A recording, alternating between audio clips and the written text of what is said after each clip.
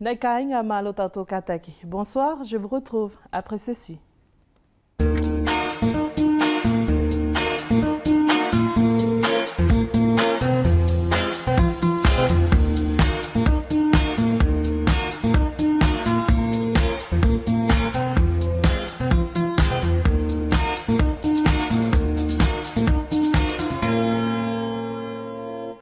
E hufanga ki atu pe ia te ufakaapapa pe mo whakamanu o te ahutupu o te whalelatio nei kia koutou katoa pe e mamata mai. Ki te aluanga o toa fiafie i whakaose atu lewa i te ahu nei, ia te tā ofi whakamatala ni uwhae pe ko ni utamai, ne kau ki te langalanga o te api nei. Mai a nātou ku mawai atu i aini mālama, ki a nātou ke tapua kina kia ia te mauri. Katoa lewa ki te ahu nei ia te tau whangfuru o te whalelatio o uvea nei pe mo futuna. Ai ni lai tō whakatahi palalau ki ai, whakawhiawhia ki ai, pēr mō Lucia Mafutuna, e ngā ue motokanga ki te uporo kalama televisio i te temi aini, o whia ki a Antonio Faua, mori ke puripuri kia koutou ka inga, ne kauia ki te kau ngā ue latio i te kamata mai. Kai mua nei hata tō wheleu pēr mō nā ua, e tō mamata pē mua ki he kumilongo, te mi whelawe e whoua tala noa ki te tau aini, ko loa whakaawhia mei te kui, ne toko ni ngau mai ki ai, i a roi wakasiuola, Tous nos meilleurs vœux pour les 40 ans de la radio. Depuis 1979, avec les débuts de la diffusion des programmes radiophoniques, la première équipe était composée de Madame Mafutuna Lucia, actuellement chargée des programmes télévisés, ainsi que Monsieur Faua Antonio, traducteur à cette époque et animateur radio à la retraite. Des pionniers de cette station d'information qui sont donc nos invités pour ce soir. Nous les retrouverons juste après cette nouvelle rubrique de Talanoa pour cette année 2019, Kolo Afaka Affaires sur le patrimoine de nos anciens, réalisée grâce à la collaboration technique de Roy Vakasiowola et Vianesi Uri. Regardez.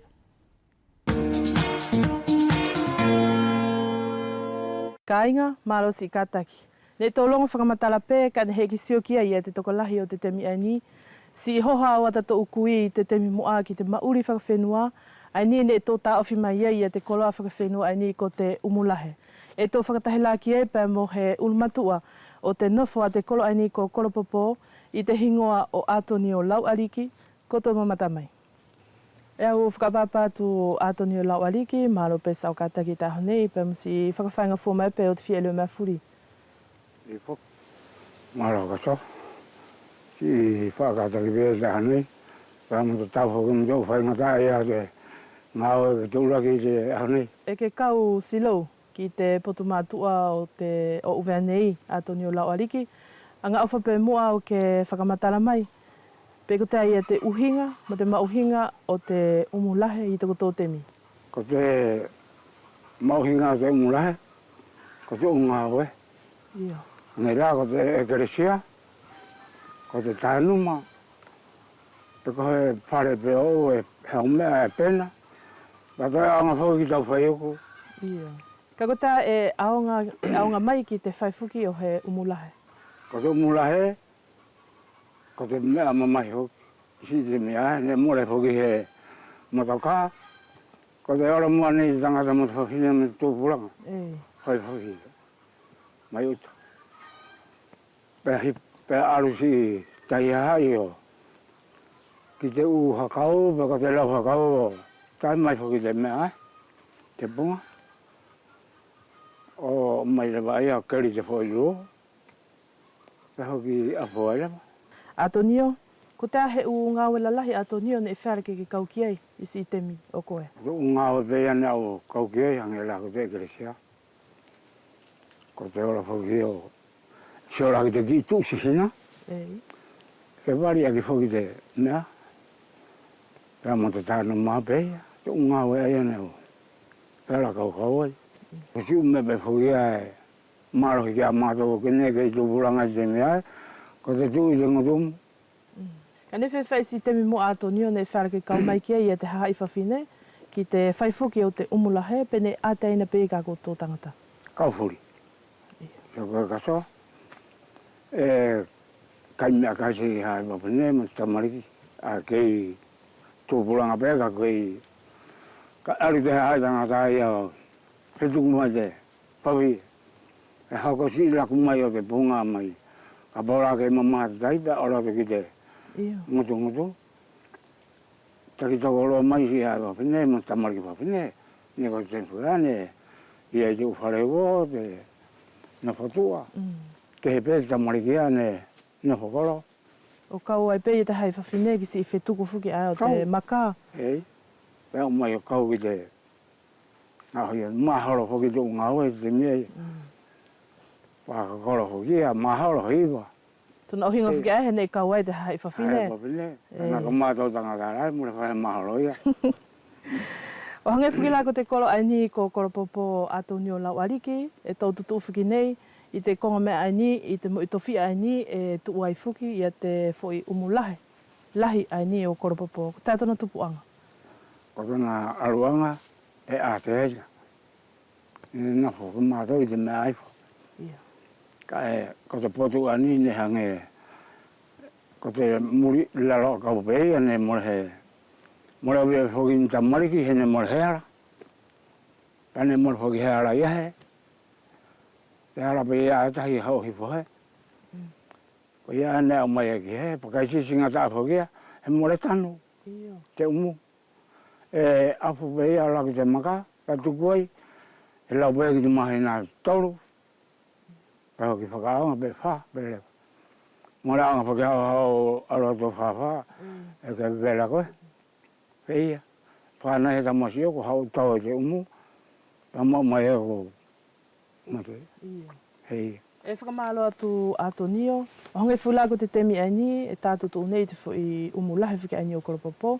E ke ilonga pele vai si temi ai ni, kua puri e te koloa whakawhenua ia. Ne more whela hona taupau mai, ki si ita ia ke o te temi ai. E whera pe, kaso. Ka kotona aroanga whoki ae, ko te tai whoki a temi kua. O ia ka tuku he mamahi, ko ke oho peko ki te ki whawhara. Ka siona ia aroanga, ka kei painga whawape whoki ha kei aonga. Ka paura mora ke lawa he tini pena pake, i te tānu mara. Natu pela he mo i rahe o awe ki te penake. Ka o kola tu pe mo ato nio, ke tā hohoanga pe mo i te ki umu lahe. Uki i konga whungi ne ke teutui.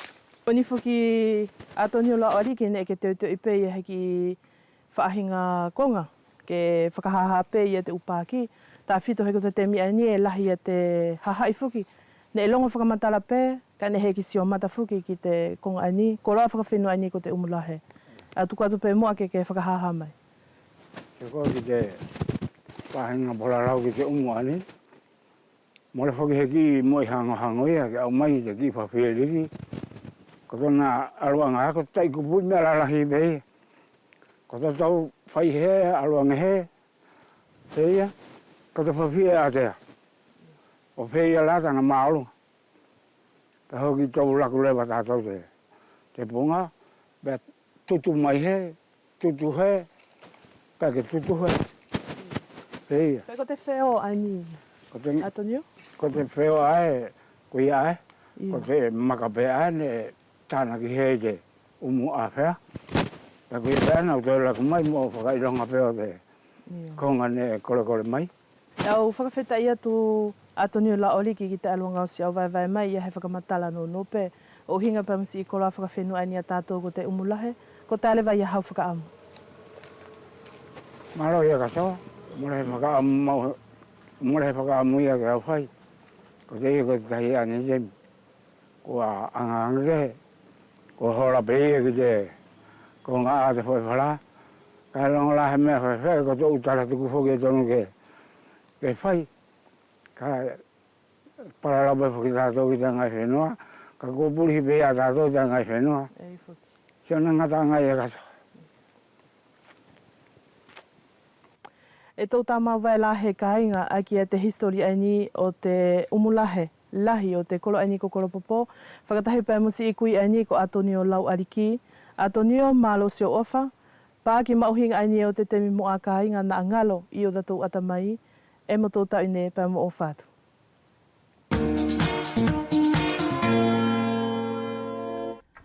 Whakawhetai ki si tā ofi whakamatala Atonio lau ariki mai koropopo. Ko mahino atu ka inga ko te ahone katoa lewa kia i te tauwhanga furu o te whalelatio, ai ni lai tō whakatahi palalau kia i pēr mo Lucia Mafutuna o whia kia atoni o whaua ni e whakaafi i mai fuki ke o mai o palalau atu ki tana tō ulua ki hunga o mai ki te whalelatio silo. Lucia tōwhiri Mafutuna, malo pesa o kataki, pēr mo te whakawhainga fua mai pē o te whieleo mea furi. Whaki, malo kasoa ngari, si auia kataki. Pea mo si whainga e pe whoki o te ngāwe. Atoni o whaua, e au whakamalo atu ki sa ukata ki te ahonei, pea mo te lava mai. I whoki, maro kasonga li si maro lope mo te aho. E whangono atu atoni o na e pe i e hau lea whakaapa ki si kāinga e mamata mai. E mātau mua ke tupe i te whakatahi o te aho kāinga, aki i te u whakatapu o tōheni. Mai te pongi uhu, ki a nātou fuope fukawenga at whenua nei, mai te whakawhenua, te lotu, te puleanga. E whiala pēr nei, ka utoe o loi atu ai, i haku whakatapu, ke maarunga kehe e te whakaapa-apa, tā whito uhinga mo he tuanga ane. I a nātou ane na tō ura ki tūla ki e te ngā ue, e nofo nei i te puleanga hau o te nofo whakauvea e whae, ko te hoa ia o te awhio a vai mua mo tamakia. E au whakaapa atu. Pai e wheiai pē ki a nātou fōpē lau ko te tokuhiwa, e watu he whakaapa heni ki a nātou ke mauri. E whealaka o watu whoki e te aluanga o he tukuporoaki, tau hiofa. Nā ngalo i a Pātere Visesio Hansen. Wheiai pē ki a Saverio Tofiri, more ngalo i a Mikaele Tofiri, ngā onu mai e ke tō palalau ki a wharkika ngāpa, e toi whea pega langi tāla lua. Whakamuri mai ki a Nasari o le lewai, pēr mo Sosefo Manu Puawa. O nā tō aia ne kau i te whao te api. Ka sawa ko te temi āku mā whakalonga atu lewa.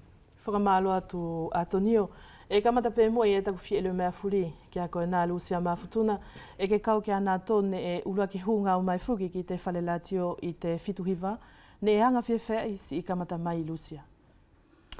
Ka sangari whakamalo atu pē, whai e tohe taritari o hinga pē amatau whehui.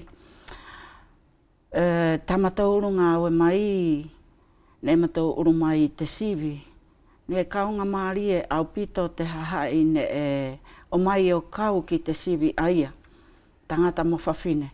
Pea ko te sivi ki a vāenga e toru, ki te whaahi ai o te kaungawe masini, whaahi ai ki a nātou ai ki te talalongo, pea wheia ki a nātou ai ki te tā masini. Ai la hange ne au kawai i te potu aia. O te potu ai o te whaahi o te talalongo, ko te tokotoru pē, tokotoru ki te talalongo, tokotoru ki te ngāwe i te umasini, tokotoru ki te sekretaria. Pea whai ai a matou whewahewahe aki lewa i ta matou urungāwe, he whai atu lewa kua manu i a pēwhoki whai anga la mo te a. Ne ki ta tuania pēwhoki la, hene more amanaki, hene ki ta sio ki te ufofonga, ne more amanaki la kita e more kita mau te sivi, pea moto kita uki te hina. O matou mau e Lucia Kawakawa, te potu ai o te talalongo, potu o te talalongo ko Lucia Kawakawa, whaahi ai o pea mo te potu Atoni o Whaua, wheia ki te potu o Alain Pierre Teraibu. Whaahi ai o te potu o te ngāwe i te umasini, ko Munitu a Whatai, wheia ki te potu o Pio Kawakawa, wheia ki te potu o Mika he Awhala. Potu lewa ia ai ki te tāmasini, ko te potu o te whae ko te re latuwa, wheia pe ki te potu o Maleta Ngalu, ko Maleta tō Whatai nei, o wheia ki te potu, ki toku potu. Whakamalo atu Lucia, ka kutai e tau tā ofi Atonio o hinga pē mo te kamataanga mai o taku tō ngāwe te latio. Ko te alunga ka soa te kamataanga o te ngāwe o manaki ne kūpalalau i pē te latio tu alahi. E wheala ke malawi te whakaukau uruaki, te matou kua o mai lewa ke kamata. Te ki a pīwhoki ko te ukonga me ani tapuanga mo te kāinga katoa pela. Ko te uki whale lili ki tau hoko, ani lewa kua laulahi. Pea ki talo anga tamatou mo apopo mai, ia mau tawhito mo Lucia mo Petelo, o whakatahi ko te ki masini toho pepa o te laini, mahino ki te kaenga furi o te AFP, e tu i te konga whale tahi, whakatahi pe mo te whae i te teminei tapuake, ako mo te leisia pea mo mareta. Mo te paparangi ae e na whai te talalongo whakawhalani. O au mai te talalongo ke na hangai whau, pe avange ke tā masini ke maa, tō koe tā amu e pepa urua tuke he tahi poko i mea, o whaiwhainga i tōna whewhuri a ki ai, ae ke whakauvea. Whenā te alonga tako sio i te kamata a ngā mua mo ka pau e tonu, te whai he paralau ki ai. Ka ne ke hu mai fuki koe atonio ki te Latio, i tō uhinga ae, ne ke whakaliliu whakafutuna i e te ulongo. Ko te hu mai ai te kamata ko te sivi ani e tarano ke Lucia, kawakawa pa mo te tuonga ane ani, ne ko te sivia ke furihi whaka uvea pe e te whakawharani. Pea ngatai. Ka ne ko taku hau, whea pe mohoku te hina whoki, pea i mai ke tohi pe ke hau mai whea. Pea ne au tohi whakakina o pe i toku ngari matsoka, pe ne e pe haku u moemisi, ko ko te futuna. Pea e au hau, ka e ko te sivia ne whai whaka uvea i. E hoki ki muri mai, te pule aki i lewa ke whakafutuna. Whenai te luanga te takutari atu. E mahina Lucia ko te uwhaingata ia e more puria ia ngā uefuri. Ka ne whewhe e se ko tō temi? I toma tō temi ka soangari, ne fo i tau leka leka osi. He longo foki la, ne ko te, ne mole heki whiilo i aki foki mātou. Te aha ane matou kamatai, whai ai tamatou whiilo i aki, a aku matou kūki i te hina, pea mo te potu o te utuanga ane, pea matou hange ko te potani mai i ui atoe atonio, mai lewa ko te hina ki te talalongo, kai au arua ki te whaahi o te poro karama. Whai lewa ai ko te urua ki aho ae ne ui ke matou ahi ai la, o awahi te Latio. Ne e kua matou kamata teu i pē, whakatomua, te whaahinga, whai o te awahi o te Latio pe whiawhiai. Ko te mea kasoa e whiawhia i tokoloto, ko au e au whiawhai i te musika, pea ne au whiawhia, ko taku tō mo te ngāwe aia, ko te whai o te musika, ka e ne ia e matou ki i te hina ko Maria Porta, ko Maria Foi Mapawhisi, ai o whai taki te awahi o te Latio, pea he tangia te ki i musika, pea whai whoke hana ki i whakamalo. Ko te ukonga ia kei fo o ia ki a mātou, ne he ki popoto mātou i hona whai. Ka e tō lelei hene ia i pē whoki, ko te ohana o te tangata pule ai o te whale Latio, ne ngā ue pea moau. Ala ne ko mahani whoke te whakalongo Latio, pea mo te whakaaru o te ngā ue. Tōna whai, e tangi te ki i musika, pea whai te Ianka Maria ke whai tana palalau. Ahi tana whakamalo, pea mo he whai whoke o te. Pea osi pea tuku atu te ki i pā whakatangi, ko te uki i pā whakatangi kasoa, ko te uki i pā ia mai tahisi, te upa mai no mea mo whalani. Kae ne ko tona mere ne heki mau, ha tātou o musika whakauvea tātou. Ka ne whai atu, ne ke ko te utemi aia, ko te musika la te Aquila, pea mo Vico Wendt, ima ai ne whai mai mai numea o au mai aia, pea matou hanga pea whai ngai pe tōna vai, ko he pā whakatangi, whakawhalani, mo he musika whakauvea. O whela ke hiki fuki i te umaholo, pea mo te utangata hiva. Ei, o tohi te utangata maholo mo te hiva, mo tōna minuta, o tuku fuki i te antena. Pea osi fukia kai o tuku ai e te antena mo te palalau a Maria. Pea osi ai a aho. Pea mo te kai ne e whai ai pe fuki ahi mo te talalongo e lele ia hoki palalau atua nai atonia ia ki te whai a tāna tō talalongo. Kai i te whaila o te ukonga aia, i te temi aia, osi lewa. Pea ko au toi ngā aue ki te hiki o te ukonga aia o te utukua dotea, mo te loalonga o te palalau ae o te potu o Maria. Ko te ukonga ne au whai aki toku whiawhia, ne au whiawhai i te ngā aue, he ko te unga aue who'ou. ki a mātou. Atonio e tō kaufuki a te u whaingata ia ne ki tō whilawe e pēr muia, au tala no atu ki te u mea haele, he mahino ki au ne e ke haele lalo mai pē, ki si i wharinga o eni. Ko te konga le vai eia ki te whaaluaki, ko pau ne pela te va e whale la tio, whawhainga la te ara hake. E tona u whaingata ia muka ua.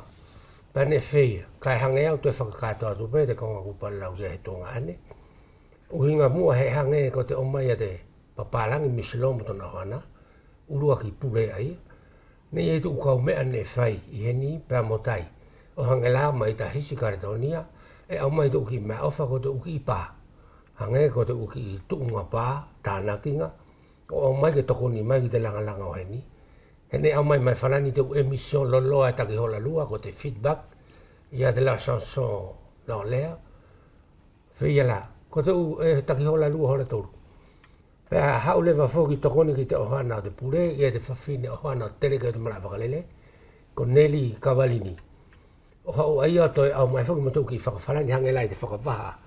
O ki i pā mahoro, o ki mahoro whakatatohe. Ko te mahoro a Viko Wen, mo te lafi, mahoro a Siausi, o mai niumea, mo te vainga, ko te urua ki whime aia, ne au mai ki heni. O hanga pei a Lucia, vai, ko te ki mahoro whakauvea, mo te ki mahoro whakapapara. Pea ki te alu anga iau tā mātou nofo. Ka kua pela whau pēr mātou momoheni, ia mātou tangata. Whai kua o mai nātou whawhine ne oloia, o mai nātou apongpongi mo te ki kaskutu. O mātou whakatai, pēr whakawhele ma mātou e Lucia mo pio. O ke uru tūpei te ki ala uru hena i te uru wā etu, o lo mauri i o nahua wheia. Pēr koa i o vi mai, pēr mātou hifokia e wheia ta mahangeta mātou vai. Hene o sia tu whoki te vāenga la ani o Nelly Kavalini, ha ua i sene matere, pe sene i lauri, whea pe kia whalai. Monika, ko te kutunga hange ku whakauvi ovi mai pe te u api, te vai. Hekene ko te temi whaka ia, ko te ki moto ka ia te whale lati o, e lai pela pe ia te hafuri. Whea pe ne toi hu mai laki tahe mai te mi a telo tau whana, tana ki kamioneti. Pea ko ta matou u whealuaki e tola hipe ki te whealuaki lalo. Ne ko te latio pe ne ko tau mai ki uwe ne mufutuna Lucia pe mo Atonio, ko he mea whoofuki ki te hahai o tātou. Ko te ate u amanaki a te hahai uwe mufutuna ne wheala ke tā ofi mai uluaki pe mo a Lucia mai te utau ai. I te tau mai a te latio e au ilo ine fia osi te hahai. He ko te uka mea whoou kua tau mai ki tō tātou whenua. Pea tā whito, hange ko te whakalongo o te uki i musika kua mahoro i whoki tātou i te ahofuri. Pea kai tā whito ki te tala o te ulongo kasoa. Hene ko te konga ia ko ne tōtō i tō tātou ki i motu.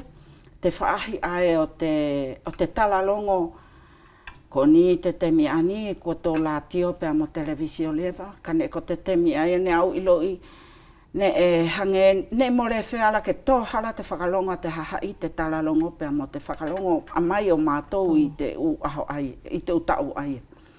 Ko te ia tau tā whiki ai Atonio Whaua? Ko tōna pe hokotu te palalaua te tuanga ne, mai tōna uhinga e ko te latio e whaou, pēne tō haere a te ene tātou ki te latio tonga, i ai alaka. Iyo.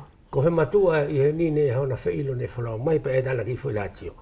Au mai lewa tata tau latio, hiri whaki ki ai whaka alo whane e whai pā televisisio te kamatanga, e hange e whokia ki uwe ne mo futuna, pa mo te whasi o te panalau, tō lahi te ukonga ne whaka au ngai pā tele, e maria ia uwe ne. Tā whito uhinga la mo te konga ani ko tō tuu lao, hiki ange o lau wholange kai ha mai a te la ape la a pongi pe ua. Whahinga tō te langi. Ei, ko te ukonga la aia, ne e whai whokia te i te palalau pā tere, e whakatahi pe te whakatonga ma te whakauvea. Ngā unu mai lewa kukele peko i uvea nei, mai te whale seni mai, au mai peke te i mata tau, mo te latio. Ka whakahanga heki i longo heni ko te tau ne whai whalani i tai, poko tū tāmaki, pe hange uvea nei mo futuna ko te longo whakamatakuia e mauhingai. Ko nala te uki i konga peia ne e wheala ki te hai, ke oho ke na tau ohofi, mo manu ki ai i tana keifo. Kani whewhai lewa atoni o te ulakanga talalongo koutou, mo ka ia lewa i hitemi kua tōhala, ko ai ne whala ke nā whakatonu mai a koutou upalalau i te temi aia. Urua ki pēmua ne ko te whau te ki i talalongo, ne kua hāpela mai a Lucia, ka kua minuta hongo furu i taha nei, muri pe mātou ki te ki i temi talalongo whakawhalani. Pai hanga pe whaki te paparangi a whai whakanonou pe, o mātou minuta hongo furu mani, ma minuta ua furu. Pai ita matolo la a furi hi whakauvea, mau mo Lucia, mātou motelo, e mātou whetokoni aki. Ko te alata au mau whea mātou. Pai ka ke hanga le wao sivietu, ia mau motelo, Lucia ne whaiako, e hange ko te temi whuki ae, e wheala peke alu ia whehui ki tana matua, tapuange, mo arisio, ke ina whakahanga mua te, ko te alate whakauvea le lei, o mātou maupopo mai pongi, whepe ta mātou whau. O whe tokoni aki, whe whao pa whakahoko. Pa ka whai atu lewa e pāu mai lewa, he whai pe whuki, pa pāu mai lewa nihi, e hala. Pa e kua mahani pe whuki mātou, e ia tu pe kainga, loto whakamore, o whakaha mai na ke maule le ianga e tona whakauvea, he aonga. Ki tona hoko whea ta mātou, whai tari pe mo te munai, ka e kehe ke aonga ki te hoko atu. Lucia mafutuna lolotonga te utau ae ne ke ulua ki ngau mai ai i te whalelatio, ko tea te uta ofi ne ke puke mai o hinga pe mo te mea ngā ue o si o koutou te mi. No, ka soa ki te whaahi ae o te mea ngā ue a mātou hangela ko te whaahi ani o nātou ngā ue masini. Ki te ngā ue i whare nei, ne more kolangi masini peia e lua. Pea mo te mikolo peia e tahi e tō mai i te studio. Pea mo te whaahile wa ai hange la ko te olo puke mahoro. Ne ko te whaahila ai ne e tau tomatou u ia nātou a ngāwe masini. Mo te uwhaingata ia whoki he ko te o masini mamafa o si whoki ia. E tonu ke hiki takitoko toru tō masini aia ke oro ki te whaahi ai o puke mai ai. Ai ki te pea ko whare nei ia, ko te whai atu kua whepalalau aki te mikolo, whai atu more haere pea kua tātuhi aki. Pea ki te whaahi ani hangela ko te poto o te kautalalongo, ne ko te ki i masini pe ko te teletext. Ne e na tau maumai ai te ulongo, pea na tau whakaliliu te ulongo ai a whai te whakawhalani mo te whakauvea. He mai whokia e more ko he fo i kehe ke mai te ulongo tawhito pea ko nātou ia kena tau hanga o si nātou furihi ai o whai aki ta nātou ia talalonga a nātou. Mai te whakawhalani pea whai ki te whakauvea. Pea ki te potu le vai ani o te whaahi ane au ngā wea iau.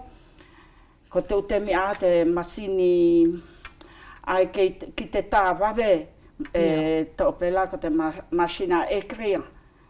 Ka pawhukia mo le wawe ta auta, pea tō hala te aruanga ia o te ukonga e palalau ki ai.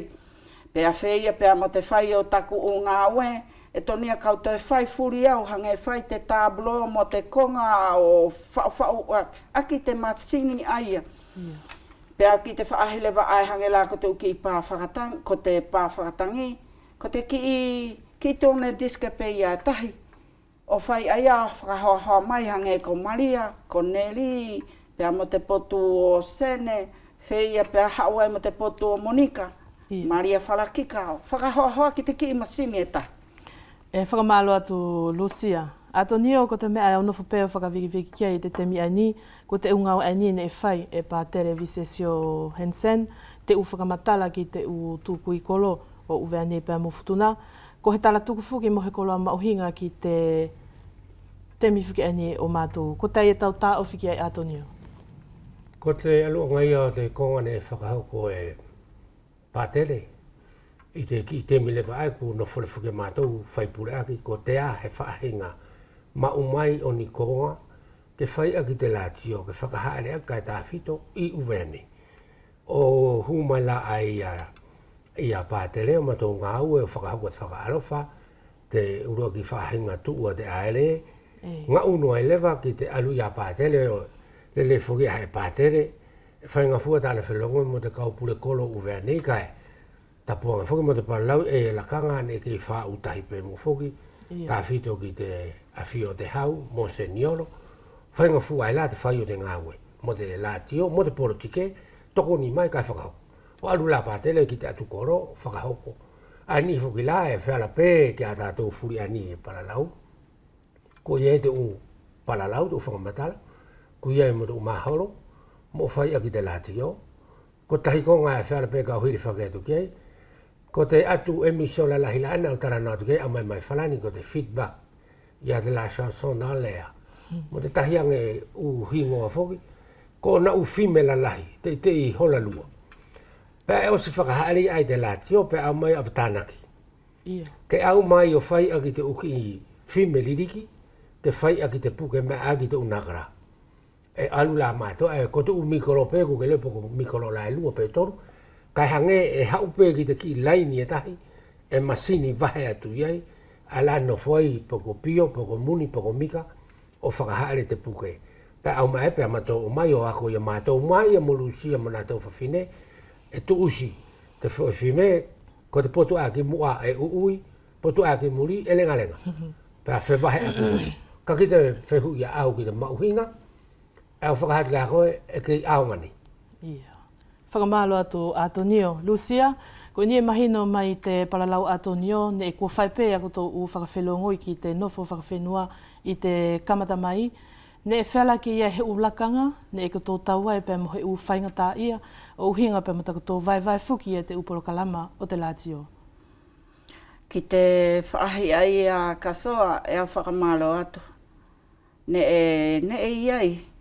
Te ulakanga ia ne e tau mātou pēr mo te ukonga he ne e mahina pē kia koe ko te temi ae ne e kei mamalu ai pēr mo te tāwhito i te angai whenua pēr tāwhito ko te uka mea who'ou kua tau mai pēr mo tona onga who'ou pēr he hange whoki ne whakalongo lele i mai mātou e te poto whakawhenua whea ki te kāinga furipe. Hange ko te uwhaahine palalau ki ai Atonio. Ne ma tō tau pēr ma te ukonga hange ko te whakaliliu, whakauvea o he u ki matai hingoa, e iei te e utemi, e iei te utohala. Pēr to e alua tū la hange la ko te utemi o te politike. Ne e ma tō tau lahi ai pēr mo te uwhaingata a ia. He e hange pē whokia i te whakaliliu o te ukonga, e ui peia, e kau ia ia, ae ki ae, ki kau ae ki ae. Pea ki te potu ia ae, tāwhito i te poto te latio. Pea whai ai, pea pāo i mai tāwhito tamatou potu ngāwe. Hene e kei mamalu i tātou te whare ngāwe, e te chefri, e te potu ani, e te associations culturelles. Ne e taki ai la ia te potu o patele petelo uhi la moafa, whia ka likareto simete, kua puri atu. Ko nā tau ai ne nā tau hanga o sio i mai, pēr ne elele ia. Nā tau malu i mai. Ei, ne nā tau malu i mai nā tau ta mātou ia ngāwe. Pēr e whia ta mātou loto, he hango ko te ako i o te whai ta mātou ngāwe. Pēr whakau i mai pēr, ke mātou oroangi. Ae, pēr, awe pēr ta mātou ki i mātou ani. Ko Atonio whea ki te poto o Lucia, pēr mo te poto o Pio, o oro whaipe hina whelongo i pēr mo nātou, mo whakamahinoange pēr ki a mātou, ki a nātou, te ukonga ne e tōhala i tamatou ngāwe, pēr osi pēr mātou o mai, o whakatonu atu, i te whaahi te latio. Au si atu Atonio e langi e ke whia, tuku mai e hau tā ofi o hinga mo te kunga ini palau mai ki a Lucia. Ko te hoko atu pe ia kasoa ngari ka e nofo ia te tonga nei e te paaki o ai alakanga. Ani whukila kua whai pe mātou. He ne mātou whalala ke leo mai tua i te potu whakariki. Ke whala ke tokoni mai whuki ki te ngāue. Pe au whia kata he au manatu ne kua maolani ne kua tuarua. Tō ave ki te kauariki i sangatsawane. Ana i te whare i ani i te potu ani o te whono a te kauariki. Ko tātona tupuanga Atonio. Uroa ki nei e te ki a tāwhoke lele ko ni pe Lucia, Kainga ka po ta fa fulu la ate la tio mo television tu be mo na fo manatu. O ave mo ko de ki ata he ko ko tu nga ma fa ka ne tu la ki de tu nga ane ani ko ta mai tu ata mai fa la ni mo ka tonia o fa to na fa ka he ni ke ke sio ki a ko nga ia alu sia ui ko fa pa fa ko fenua mo tu pe e mo de ko nga fo ki ate sivi mai de ko nga ne puke te ata e tapu. Mone la ke ilo isi ilusia ko fe ae fale le ki ai ko ia ne fa e pe mo tu lave ki pot fa ariki ke to ni mai mo pa televisio fo. Pa te ave mo maua uhi ko te fa ngana ne opu. Na o pu ko te fa ngana ka ko te fa ka ua fa ka matu a fo. Pa u pe ole le. Kai au mai fo ki hange ko to ko nga ia fa ko mana tu te mi. Pa e fa la pe ke to sio ki te paki o aho. I te mamalu whakakau ariki, pēr mo aho nei, hange ne ie te toko ni lahi. O whakaosi whakatonu pē, te whakakore aki, pēr te o mai mātou, hoko te ngāua. A tonio whaua ne ke nofo i loto, i te whale lati o vene pēr mo futuna. E mahino ki au ne ko wharape, ke mau hou tūlanga lele i te whale ani. Tā te tupu anga o tau mawai te ngāua ani. Se koe ko te whakaamu ai au nofo, ne nofo ni tangata furi o lau mai. Ta koa kana ke ko te aisio ta mo la ufanga e kana ola pe ke iau ola pe ku ta tu watu e ke le foi ko au mai te kamata o mo ta hania o manako o si te kava ya hanga to mo le lau yo pe ke au loi kia ai pe hoko mai mo te ngawe ai au ye tu ko te tahia a to tonu te fai te ngawe pe to hara o tu puai pe te ukonga ai la kua tō atu. Pea e longo pe fuki he ngari takapei whea mo whea, ka ngari awa. Whai tu pēta pēa toi hau. Pea whai lewa ko ni longo fuki la, ia nā ko ni la, ia nā tō ne matou kamata ke i hoko atu pēhi. Eo whakamālo pēa mu whakawiki ke manu ia tōna whakasusi. Kai mau fuki si o whaiva Atonio. Ko mahino atu pe kia ko lua Lucia mo Atonio ko te ahonei fuki e katoa lewa kia ia te tau whanga furu o te whalelatio o uveane pēr mufutuna. Lucia, ko te uta ofi mauhinga e ke puke mai te lakanga aini e tau palalau ai i te lua whehonfuru mahiwa. Ki te whaahi, ki te taritaria te ki tau whaheu i kasoa o hinga pēr mo te a umai ki te ahonei. Ko te whaahi pe ne au tā awhi mai, ko te mai te kamata, tamatou mauri, whetako ni aki, wheo whaafani, mo longo la te uwhainga tā ia, kai matou whainga i pe, ke whai taki, he aru ki mua o te ngā ue, ke lavalelei, ke iei hona hoko atu. Ani pe la, au mahalo kua artou aruai te temi ani, pea hoko mai ai pe, mo te konga i te tau mai lewa te televisio, ko te ukonga whaou whoki la ai a te tau mai lewa o te televisio. Tau mai televisio kei kita ngā ue i te whare ngā ue ani, ne whea pepea mo te toanga ane, ne kei ngā ue. Tau mai televisio ko ni te temi ani kua hau, whea pe i te aere, te ukonga, te ulongo. Ka ne ko te temi ai, ko te uki whawhime. Ne mai mua ia, tau mai te ukonga ia ki nou mea, pe ko nou mea hoki na puke o a mai ki a tātou, pe hoki tō tuku i te osi o te waha katoa, pe e waha arua i uveanei.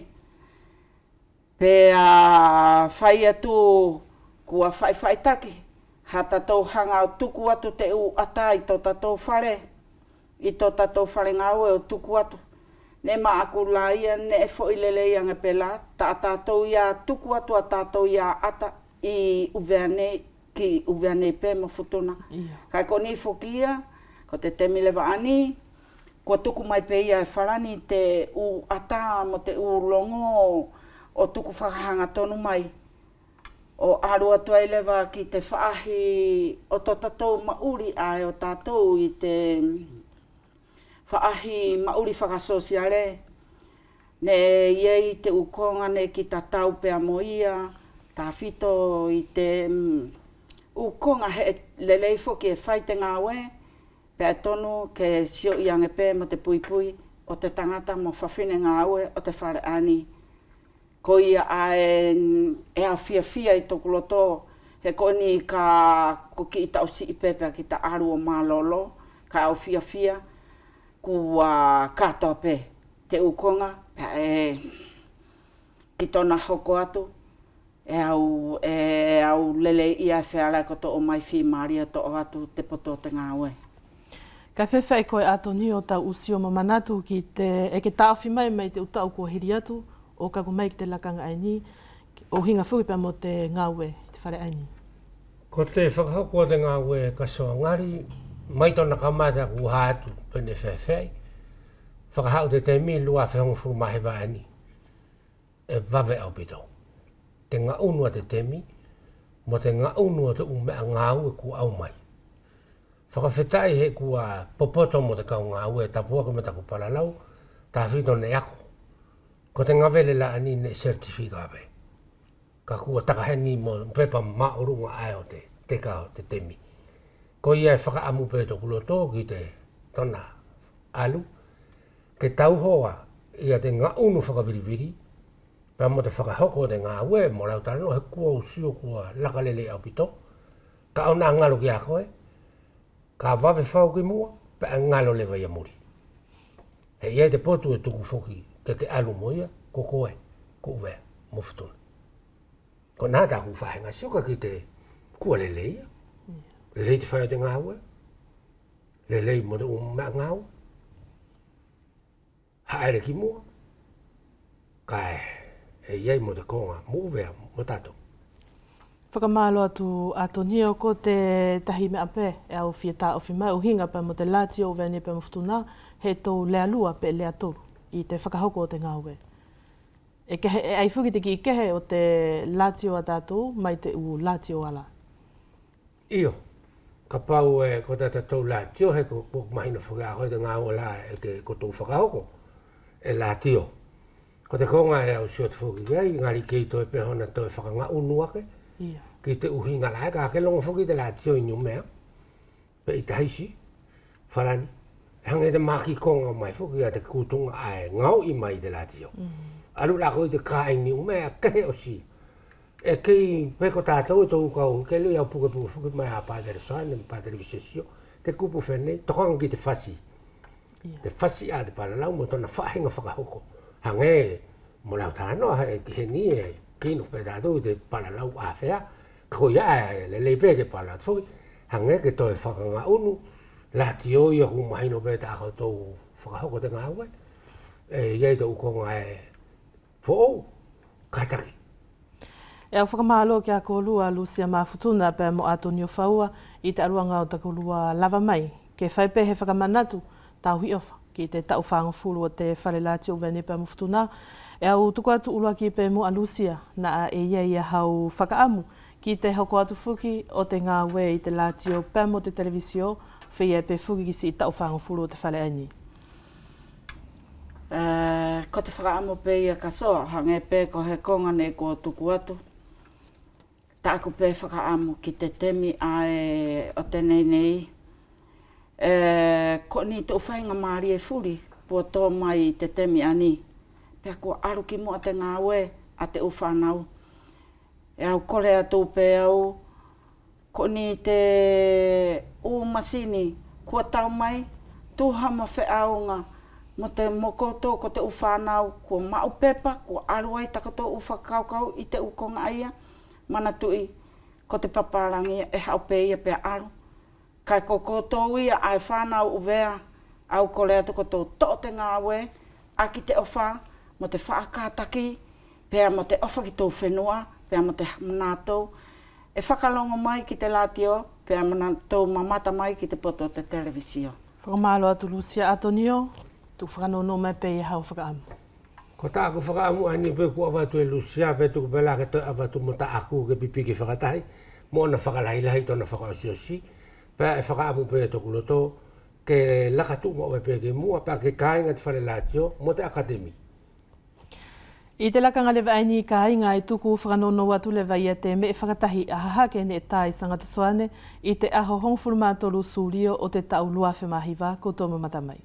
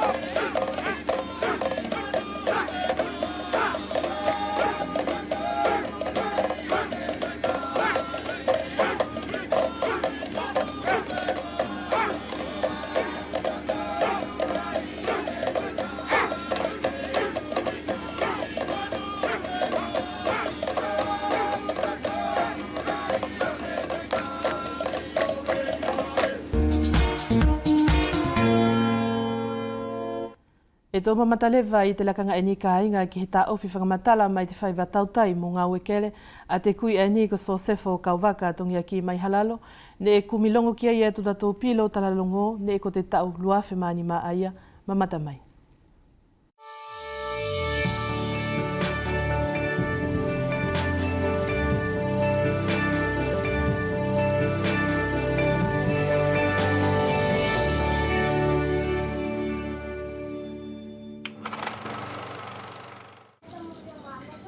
Ko Sosefo ka waka tongiaki ko he tamai ne mamana au pitoro ki te whaiva tautai mo te ngāui whakakerekere.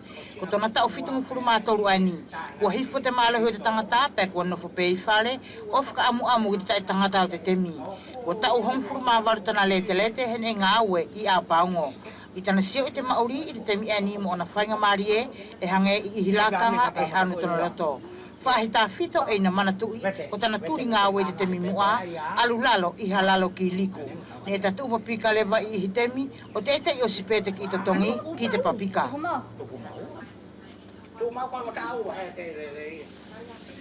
Ko te konga mamahi Mikaela, ko te mole hoku mea alu ki te ngā ue.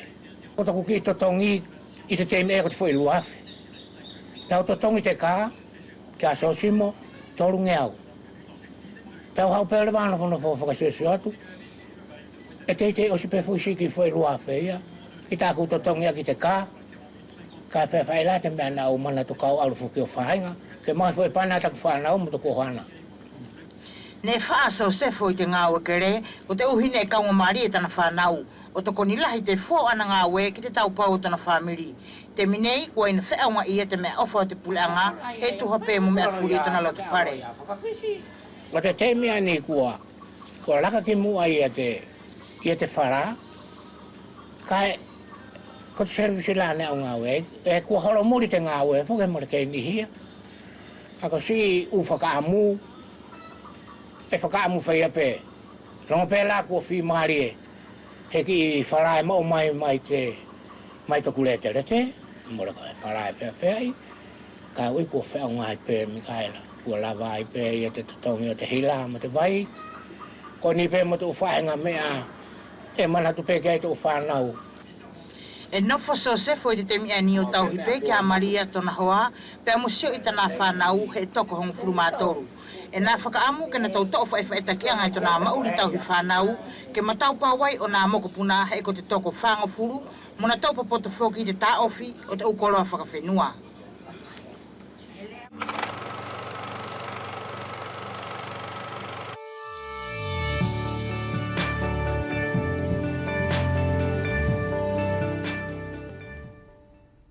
E tō tau mawai la he ka inga a ki a te maholo e nia te pele noa mai futuna.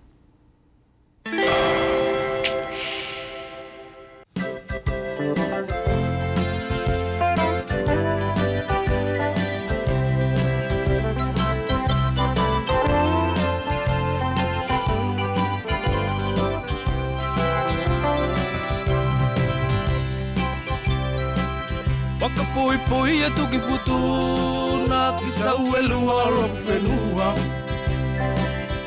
Wali ki furi e whau la le kakai timo le kaumatua. Kau sua mua ki loku motula se koi tatau pele te minua.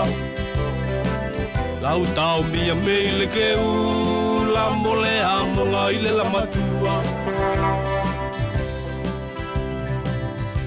Ngalo atu le temi pangani mo le kainga na mauli ai. Kai ka ulungo tala tuku whai ki mama e fuli na loto tali. Le mauli o le ia la kanga, le inu le kaiti mo le la vala. Mea fuli na whainga ta. Whakalongi lau whau tangata. Ko le temi kua whakau whai, pale le poto mole ata mai. Kukaku koloa papalangi, le panga timo nea fuli ai.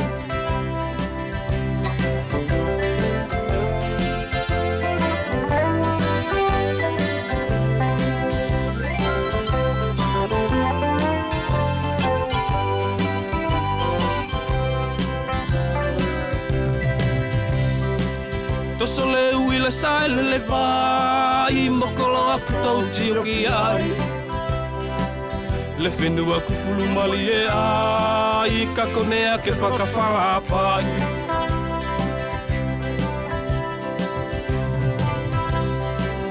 E se ka uanga whakaloa Tu ka e tau nopo whakakau Ke aonga o tau poto e la Uki futuna ki se te mikau Ko singa toanga mo se viki Nga owi nga mo tatou maurila Ta sino fula o whai whai Nga le mauli nei ku whakapakia Le mauli o le ialakanga Le inu le kaiti mo le lavala Le a fuli na whaingata Whakalongi lau whautanga tau Ko le te miku o whakau whai Wale le poto mo le atamai Kukaku kolo au papalangi Le pangati mo le a fuli ai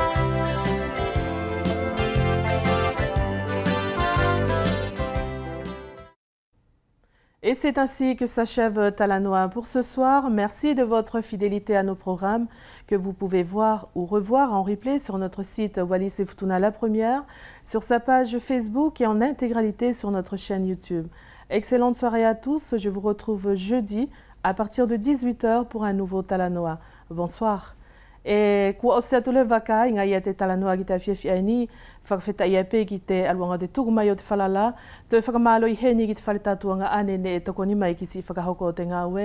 E au whakamanatua tu e whalepeta kato te mau ia te talanoa, i te pasina neti o te Wallis et Futuna La Première, i te Facebook pe mo te YouTube. Pe waka he malolo ka inga ke manu ia i te awhiawhi ka koutou tatau, e hukto te whakatahi whene pela ki te where ni ma awhiawhi o kamatatu i te hola ono, e moto ta une atu.